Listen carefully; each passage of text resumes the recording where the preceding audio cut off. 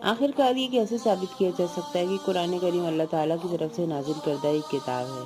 आइए जानते हैं। आप कभी भी खाली ज़हन होकर खुद से एक सवाल पूछें।